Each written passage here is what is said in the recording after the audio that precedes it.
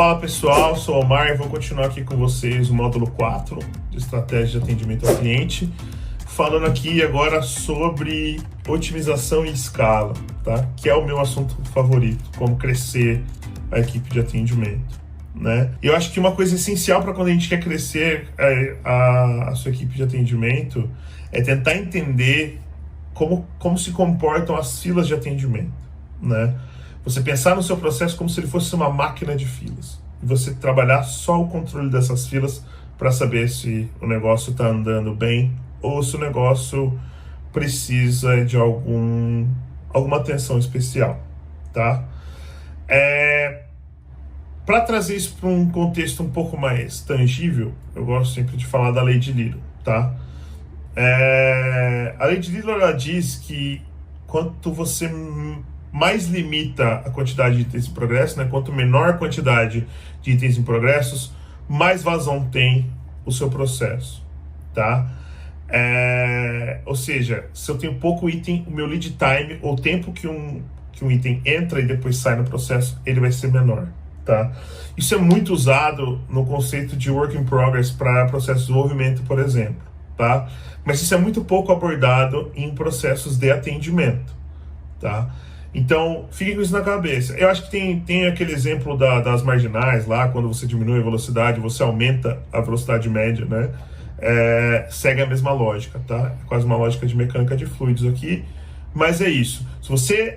Quanto menos coisas você trabalha ao mesmo tempo, mais vazão o seu processo vai ter, porque menos paralelismo e risco de gargalo você vai ter no seu processo, tá?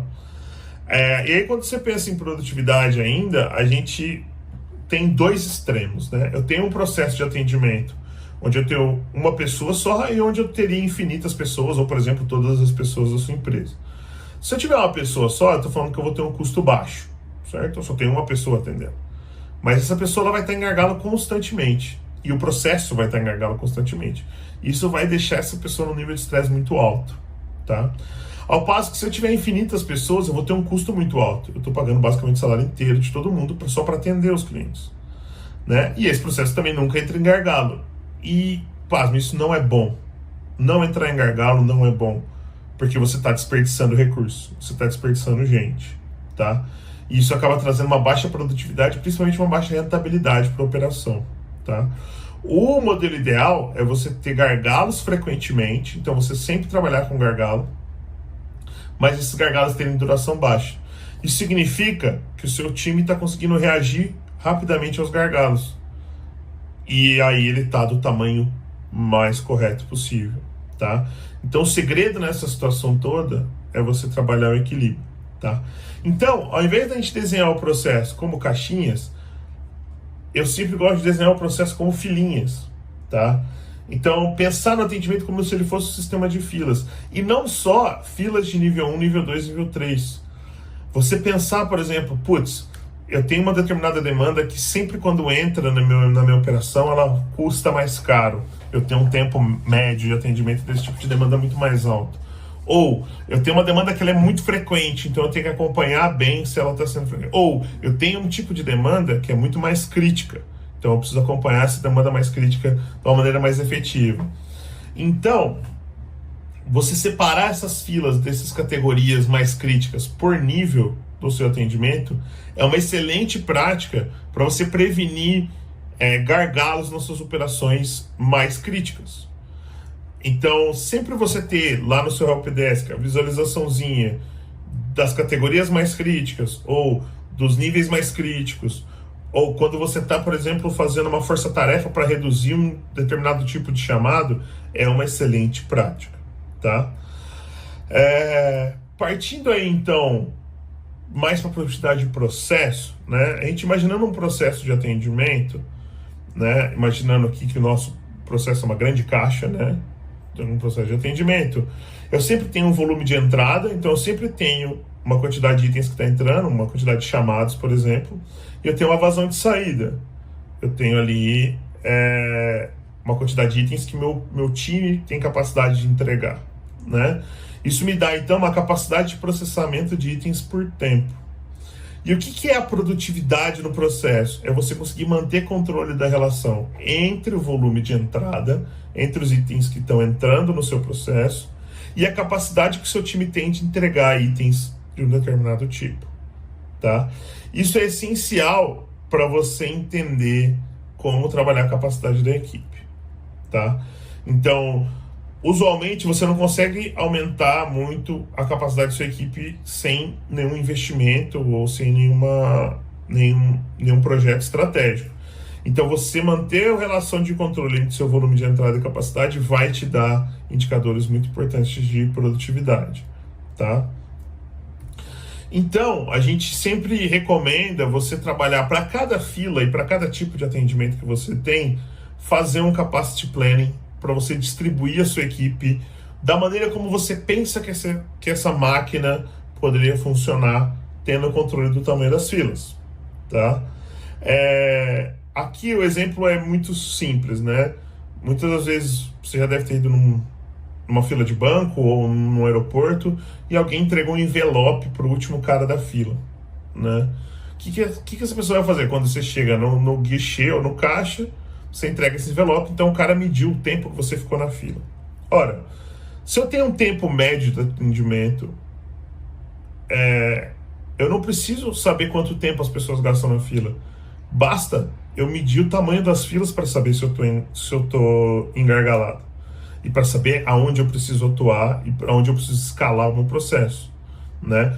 Então, para isso, a gente vai trazer aqui, então, o conceito do Capacity Planning para isso, tá? Tenha números, por exemplo, de quantos chamados são abertos ou quantos itens de demanda são abertos por mês. Suas horas úteis de atendimento, fazendo uma conta de divisão simples, você vai ter aqui, por exemplo, que por período de SLA, vocês vão ver que o SLA é de 1 hora aqui, né?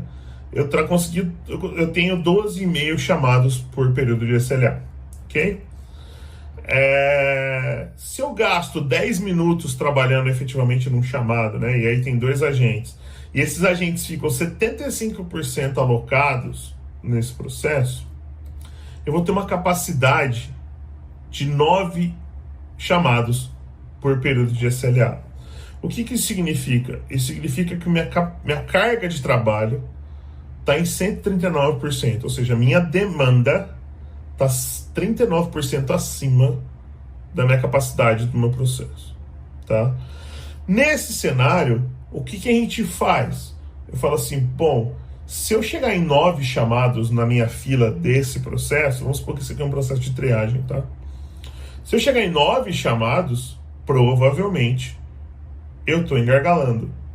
Eu estou em gargalo, porque meu time não está conseguindo dar vazão, né? Mesmo que a demanda seja maior. Então, você ter esse mapa de capacidade de toda a equipe, entender onde você está alocando cada um, e comparar, sempre cruzar isso com a demanda que você tem num determinado período, vai te fazer entender melhor a sua máquina, né? Então, muitas das vezes, nas minhas experiências anteriores aí, os meus coordenadores solicitavam mais recurso de atendimento. E quando a gente está só na visão tática, a gente não consegue ver como funciona a coisa no dia a dia, né? Na visão da fila ali, sazonalidade ou qualquer coisa assim. A gente acaba tendo dificuldade de gerar esse tipo de análise. Então, você limitar o tamanho das filas, lembrando lá da lei de Little, que é quando menos itens em progresso, mais vazão você tem, e sempre atacar gargalo, faz com que você, primeiro, tenha a disciplina de entender onde estão os gargalos da sua operação, e segundo, faz o seu time trabalhar orientado a esses gargalos, e com isso você vai ter mais vazão no seu processo de atendimento, né? Então, pega aquela categoria mais crítica, trabalha com nível limite de itens ali, né?